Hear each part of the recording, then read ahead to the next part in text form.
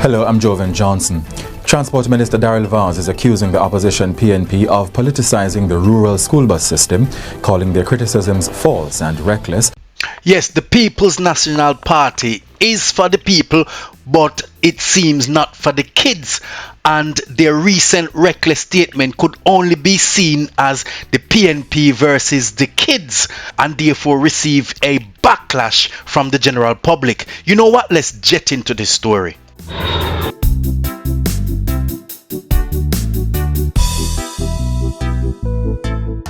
Welcome to Jet. So first and foremost, before we get into this latest development between the Jamaica Labour Party, the JLP, and the People's National Party, the PNP, about the safety of our children going to school, give thanks to Yahweh and to Yahushua. Yes, man. The government has finally stepped up to ease the burden on school children who've struggled for years with the unreliable and often unsafe taxi system. Yeah, man. The JLP's rollout of the additional school buses offers a structural, safer and more dependable way for students to get to class on time and in care. Support that. But instead of supporting the move, the PNP is criticizing the program, calling the buses old and questioning their safety. Many Jamaicans are pushing back. Yes, man, parents must say, wait, I would go on with asking why fight a solution that puts children first. And Darrell Vaz stepped in and saying that the PNP's statement is reckless. Hello, I'm Jovan Johnson. Transport Minister Darrell Vaz is accusing the opposition PNP of politicizing the rural school bus system, calling their criticisms false and reckless as he defended the initiative's safety and benefits on Tuesday.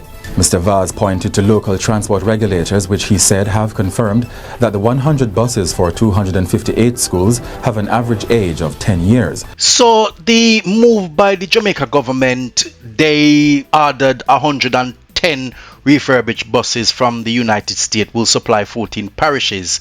This will benefit in approximately some 326,000 rural students. Yes, man. And the cost that students used to pay for fares was $300 to about $600 per day. And the new buses will drop fares to as low as $20 to $50 per trip depending on the distance, and this could save parents a total of 180,000 per year per child, which is a significant easing of the financial burden for families.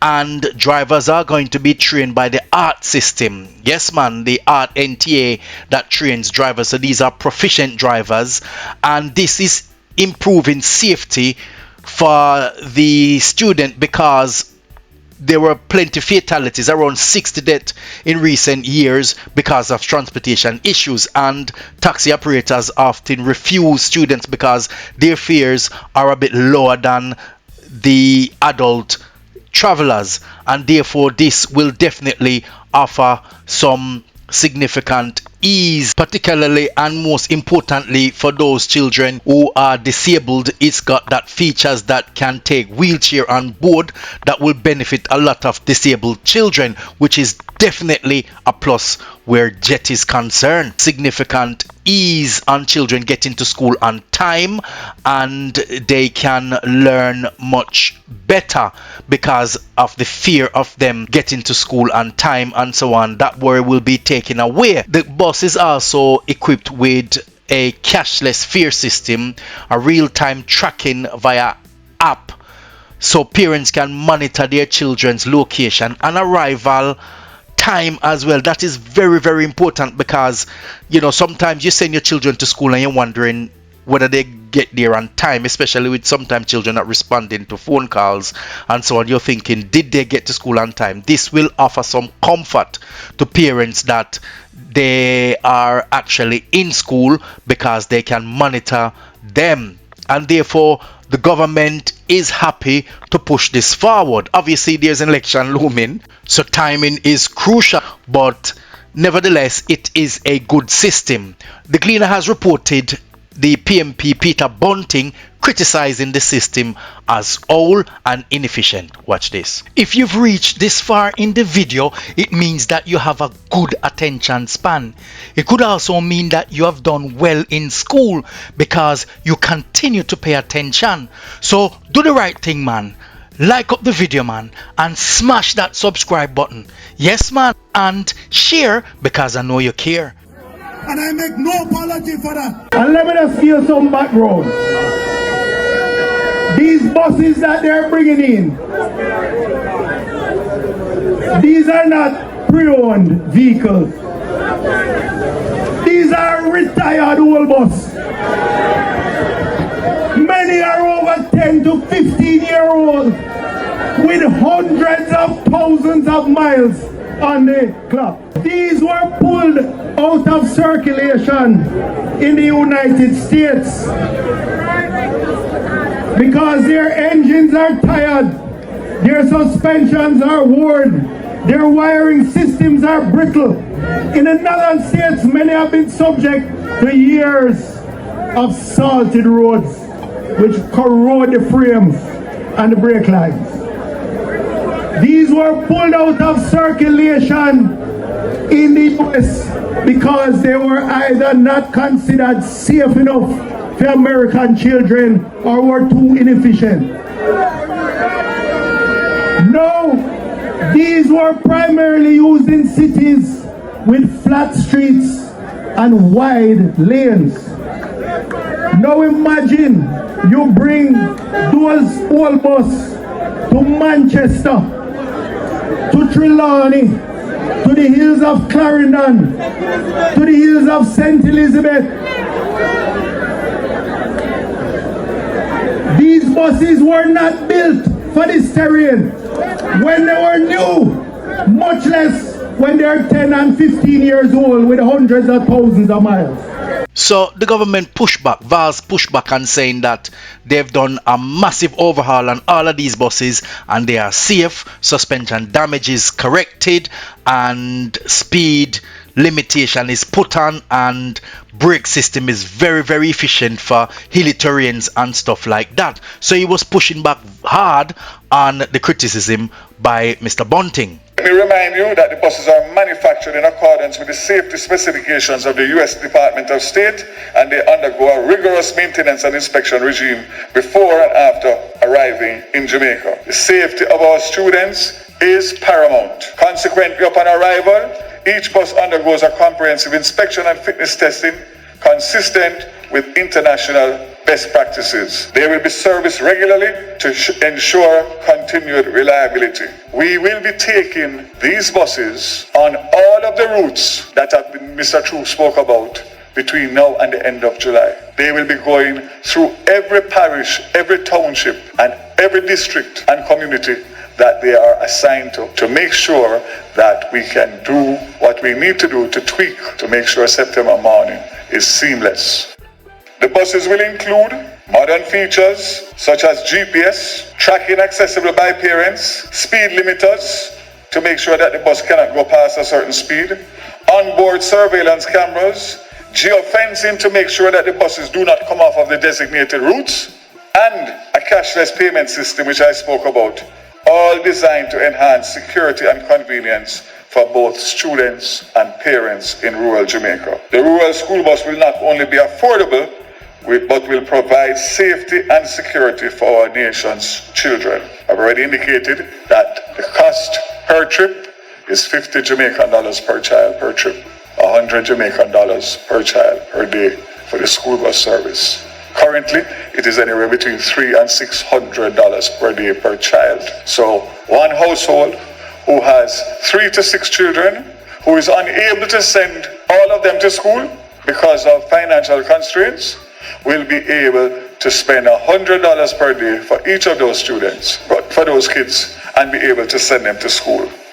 This is why I say, without fear of contradiction, that it is not only good for the safety, but it is indeed excellent value for money.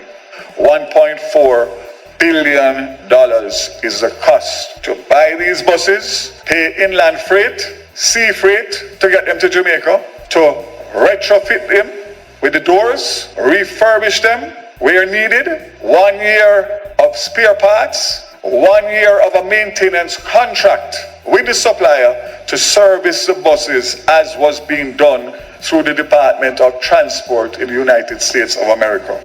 So what is the alternative? What on the plan?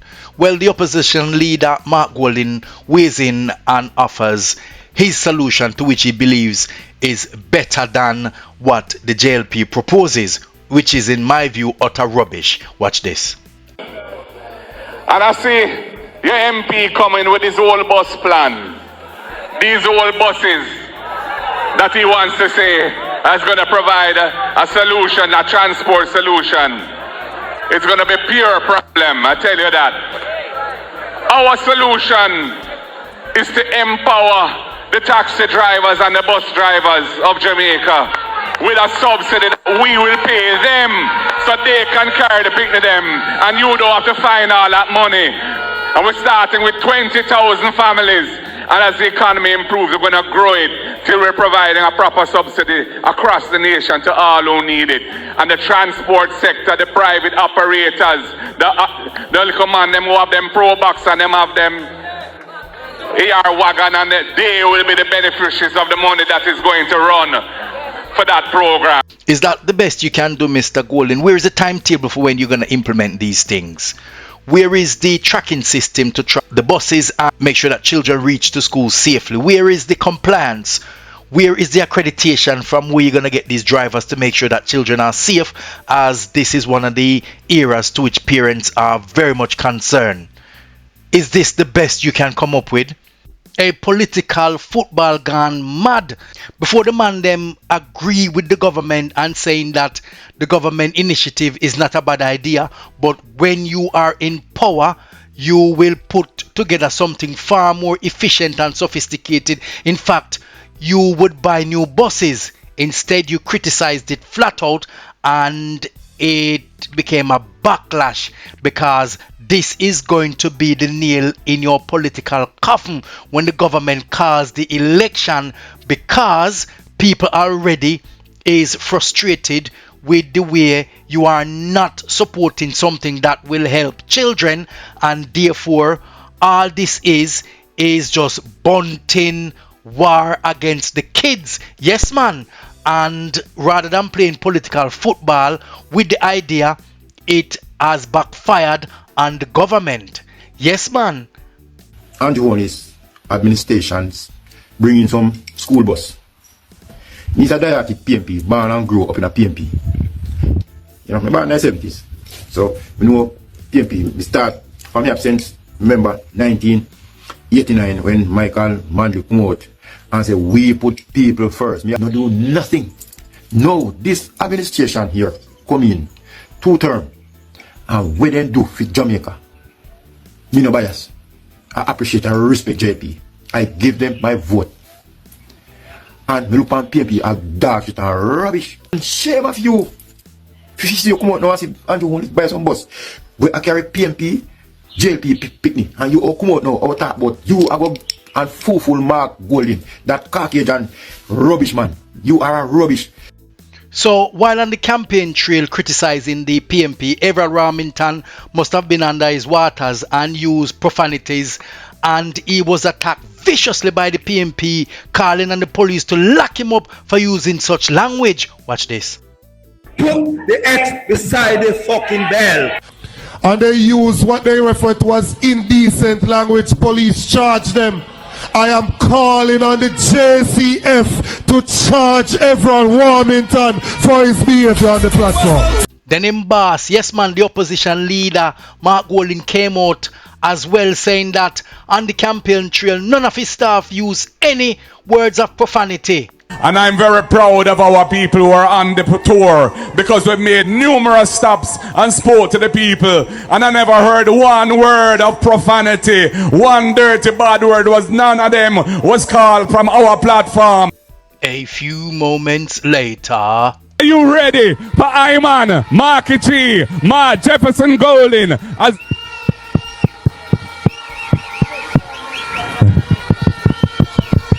Yo. Well, you look like you're ready. You sound like you're ready. You feel like you're ready. And even though the mic not ready. Yeah. And even. Yeah. And even though the mic. Blood clot. Blood clot. Blood clot. So Marky G team a come out and say, I know so him say, so you know the jury is out for you to make up your own mind. But if he had said that this is disappointing, and in context he was tapping the mic and saying the mic not working, so some people could draw inference and conclusion from that by saying that it is more likely for him to have said that because of the frustration and he didn't know that the mic was working, and therefore he was frustrated by kind of saying it, believing that it wouldn't have been caught on the mic. But it is down to you to draw your own conclusion.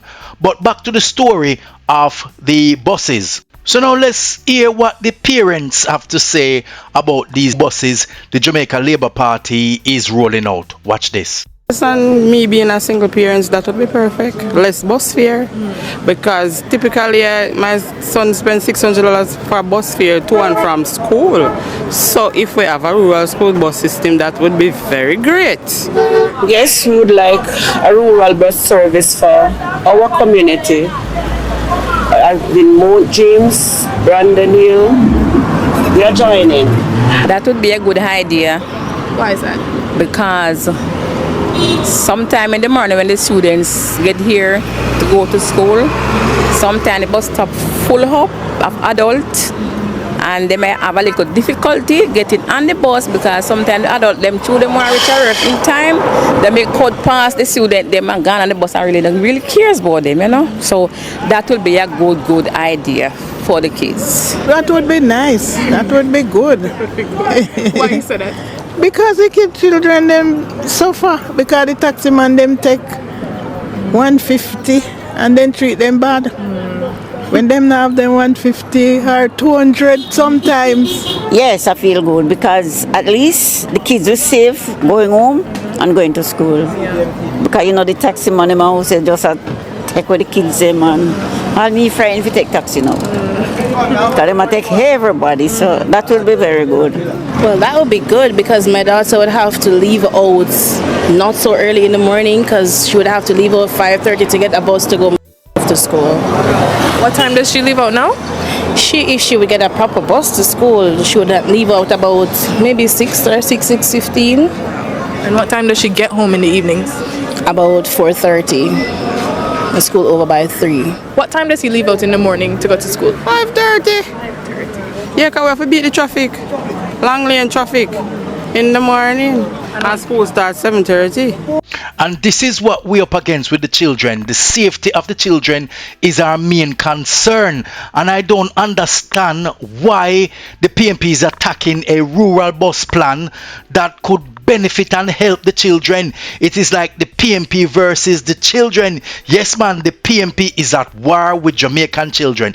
The PNP is warring with the children. Yeah, man. And therefore, what we have to do is to welcome any system that help the children and keep them safe, reduce costs, give parents a sense of reassurance and comfort that the children are safe. The children don't have to leave out that early. The children don't have to be worrying about the bus system because once they get to school, they just have to focus on their schoolwork. The system is heavily monitored and tracked. Then anybody will welcome such a system. And I too, Jet, is for this system. Jet will definitely support this new bus system rolling out by the Jamaica Labour Party. Now it is time to hear your views. What is your views? Do you believe that the PNP is attacking the children because only the children is going to be benefiting? Do you think that the PNP is playing political football with this issue and not taking into consideration that it is our nation's most young that we need to protect and look after? Or do you think that the PNP have a good point that these buses are not fit for purpose and their system is much better? Write your comments below, man, and let's have a discussion about this. For those of you who've forgotten to subscribe, please remember to touch the like button, smash the subscribe button, touch up the bell, and remember to share with your friends and family. So you all go on now. We are going to jet off,